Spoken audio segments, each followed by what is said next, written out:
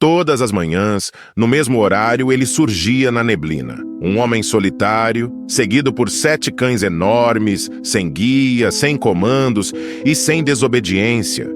Eles andavam como se fossem um só corpo. Ninguém sabia de onde vinham. Ninguém sabia por que aquele silêncio pesava tanto. Mas quando a verdade veio à tona, o que descobriram sobre ele quebrou o coração de uma vila inteira.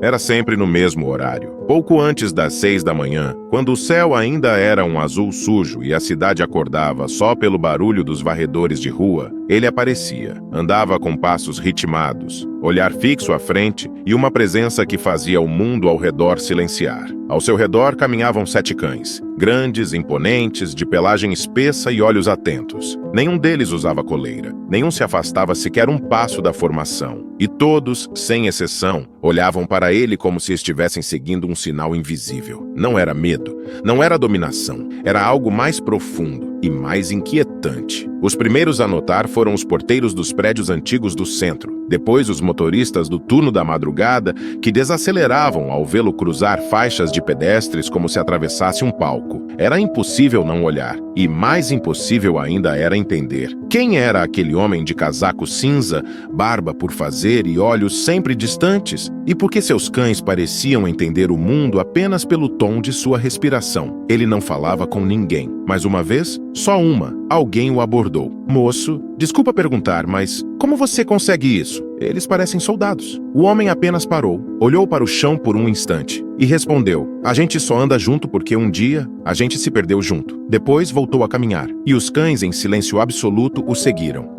Antes de chegar à costa irlandesa, Eowyn vivia isolado em uma fazenda de pedra no interior do país de Gales. Era um homem de poucas palavras, mas que antes costumava rir com facilidade. E isso foi antes da noite em que tudo se perdeu. Antes do acidente que levou sua esposa e o irmão, uma colisão violenta numa estrada estreita, no topo de uma colina. Só Eowyn sobreviveu. E segundo alguns, não completamente. Abandonou tudo logo depois. O trabalho como treinador de cães policiais, os poucos amigos que tinha, até o próprio sobrenome nos documentos. Foi parar numa vila esquecida do litoral norte da Irlanda, onde os invernos eram longos e os vizinhos não faziam perguntas, apenas observavam. Lá, ele encontrou os cães. Ou talvez tenha sido o contrário. O primeiro apareceu perto de um cais abandonado. Estava mancando com um corte feio na pata. Eowyn o alimentou, tratou, mas não tentou prender. No dia seguinte, o cão voltou e trouxe outro. Em pouco tempo, havia 5. Depois 7. Todos machucados, todos vindos de algum abandono que ninguém soube explicar. Eles não confiavam em ninguém, nem mesmo nele. Rosnavam,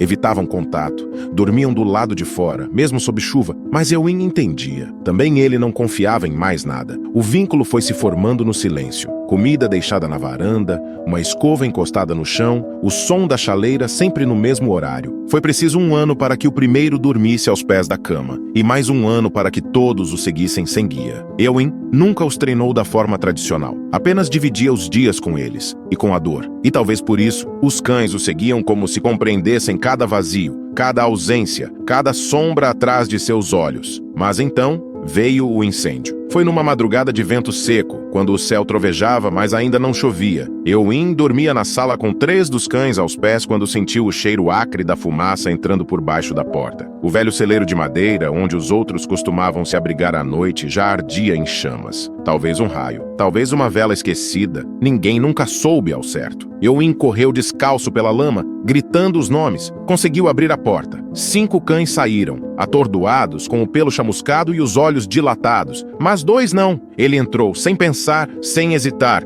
como se a própria dor o puxasse para dentro. Foi arrastado para fora pelos que o seguiram, e ficou ajoelhado ali, no barro, vendo as vigas cederem, ouvindo o estalo da madeira e o silêncio que se seguiu ao último latido. Na manhã seguinte, sem avisar ninguém, fechou a porta da casa que já não era lar, amarrou uma mochila leve nas costas e partiu. Deixou os documentos, a mobília, o passado, tudo. Levou apenas os cães sobreviventes. Durante dias, caminharam por trilhas pouco usadas, dormindo em paradas de ônibus, ruínas antigas e florestas úmidas. Não buscavam destino, apenas fuga, de um lugar, de uma culpa, ou talvez apenas da sensação de que haviam ficado ali, sob as cinzas, pedaços demais para seguir fingindo normalidade. Desde então, Eowyn nunca mais dormiu 2 noites no mesmo lugar. Não se sentia seguro em nenhum, exceto quando caminhava. E era isso que faziam. Andavam, sem coleiras, sem comandos, sem a menor dúvida de quem seguir, não por treinamento, mas por um pacto invisível, selado na hora mais escura entre fogo, perda e permanência. A primeira vez que alguém os viu foi numa manhã de névoa espessa, quando os barcos de pesca ainda estavam ancorados e o vento trazia cheiro de sal e turfa. Dúlin era uma vila pequena, de ruas de pedra e muros cobertos de musgo. Nada ali acontecia depressa. Por isso, quando aquele grupo surgiu no fim da rua principal, todos notaram 7 cães, grandes, silenciosos, com o passo coordenado como se marchassem ao ritmo de uma música que só eles ouviam. Eowyn à frente, com um casaco escuro e o olhar perdido entre as fachadas fechadas e os postes ainda acesos. Não havia guia, não havia palavra, mas também não havia desvio. Os cães mantinham formação sem hesitação, 1 à direita, 2 à esquerda, 4 atrás, como peças de um corpo maior. Os primeiros a parar foram os homens que jogavam cartas no pub da esquina. Depois, os balconistas, os entregadores, as senhoras da igreja, até os cães locais, que viviam latindo de portões e jardins. Calaram-se, como se reconhecessem naquele grupo algo que o instinto respeita antes mesmo de entender. As crianças que saíam para a escola com mochilas maiores que elas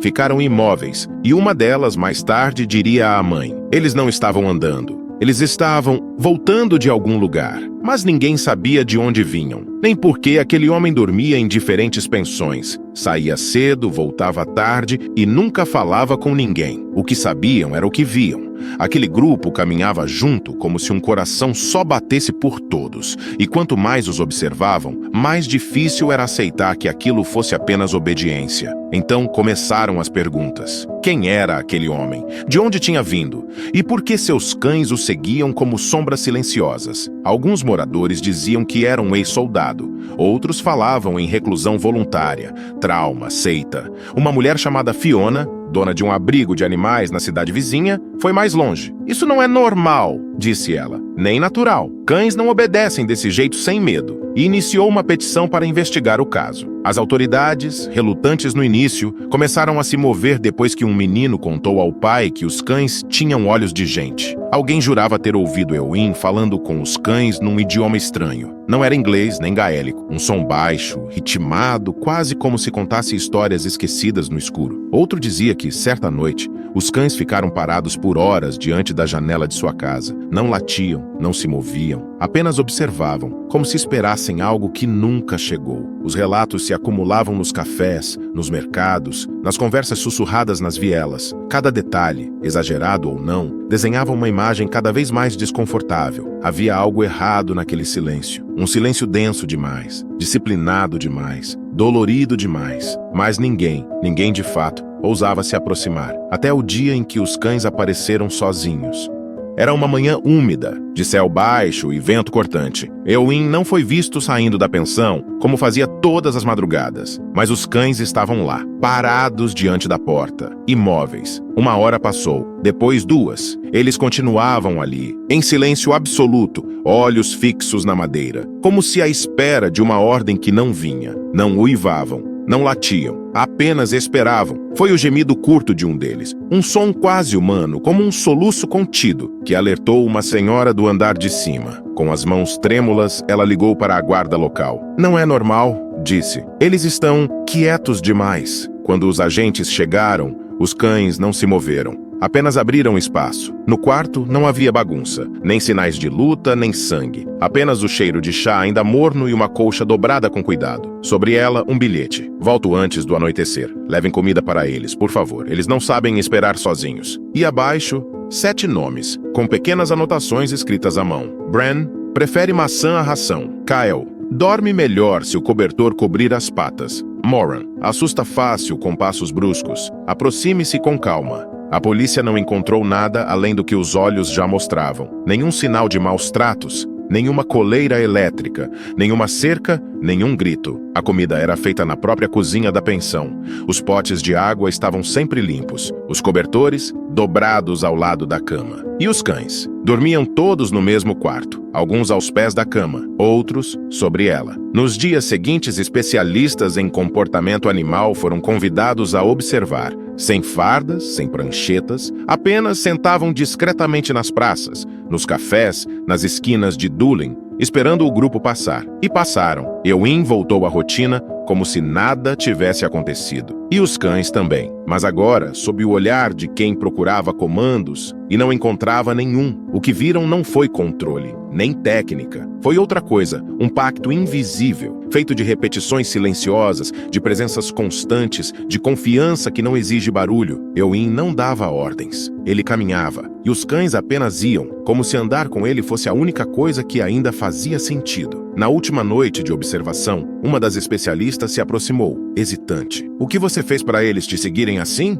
Ewing olhou para ela por um tempo. Depois respondeu sem pressa. "Eu não fiz, eles só ficaram. Como eu fiquei. Depois que a vida arrancou a gente de onde estava, a gente só se achou no meio da perda. Eles me ensinaram a esperar sem esperança. E eu ensinei a eles que o mundo não precisa gritar para ser ouvido." Hoje em dia, eles ainda caminham, às vezes pelas ruas estreitas da vila, outras vezes à beira dos penhascos, onde o vento sopra tão forte que até a solidão parece ter medo de ficar. Ewing não mudou, ainda evita conversas longas, ainda veste os mesmos casacos escuros, mas se alguém o cumprimenta, ele acena, e os cães, sempre atentos, seguem seu passo com a mesma devoção calma de antes. Algumas crianças agora caminham perto, com seus próprios cães, tentando imitar a formação. Ewing observa de longe. Não corrige, só sorri com os olhos discretamente. Alguém escreveu certa vez na parede do café: "Não é magia, é confiança. E confiança não se ensina. Se cultiva, ninguém sabe quem escreveu, mas todos ali sabem para quem era. E se você estiver em Doolin numa manhã fria e cinzenta, talvez veja um homem andando à frente de 7 sombras, sem guia, sem pressa, e entenderá, mesmo sem palavras, que nem todo luto precisa parar de andar para virar amor." Se você se emociona com histórias como esta e quer continuar descobrindo mais relatos incríveis, não deixe de se inscrever no canal. O seu apoio é fundamental para que possamos continuar compartilhando essas histórias tocantes com você. Agora, imagine um cão que passa semanas deitado no mesmo ponto do aeroporto, recusando-se a ir embora, como se estivesse esperando alguém, até que, de repente, ele se levanta e corre com todas as forças em direção a um estranho que acaba de chegar. Mas como ele sabia? E por que esperou por tanto tempo? Quer descobrir o que aconteceu e sentir as emoções dessa nova história? Não perca o próximo vídeo do canal Amo Meu Patudo. Clique no vídeo que está aparecendo na sua tela e vem comigo. Grandes emoções vêm acompanhadas de grandes histórias. Até lá!